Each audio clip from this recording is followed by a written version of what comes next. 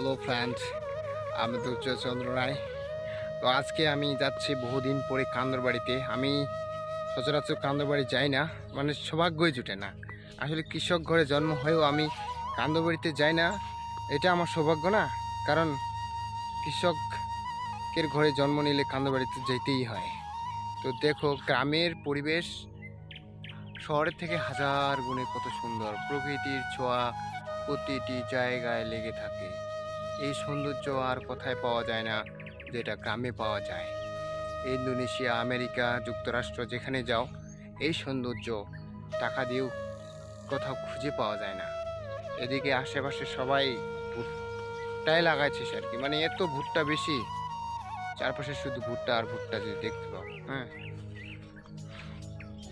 তো আজ কাল থেকে ভুট্টা ছুটানো শুরু হয়েছে আমাদের, আজকেও ছুটাবো।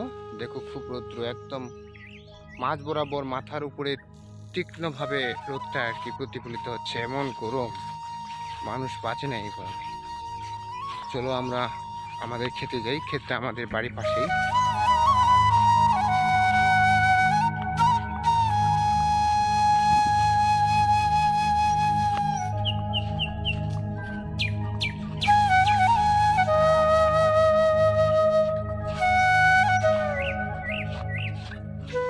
চলে আসছি আমরা এখানে, এটা আমাদের জমি। এই জমিটা মা কিছুক্ষণ আগে ভুট্টা ছুটে গেল, বাকিটা আমি এখন দেখি কতটুকু পারি। আমি তো মাঠে কাজ করতে পারি না, তো আমার সহ্য হয় না, তারপরেও একটু চেষ্টা করে দেখি। আমি নিজের ইচ্ছায় আজকে আসছি, রোদটা একটু খাটতে, যেন শরীরে কিছু ঘাম বের হয়ে যায়। এটা আমার জমি, এখানে আছে 4 3 5 কাঠা, ওখানে আছে এরকম 5 কাঠা, হবে 10 কাঠা, তারপর এখানে 4 কাঠা, 10 আর 4 14 14, আর ওই দিক ধর 3 17 কাঠা এরকম আর কি ভুট্টা আর কি আমরা রোপণ করছি। তো গাইস, আমি কাজটা শুরু করে দিলাম, ভালো থেকো, পরে আবার কথা হবে।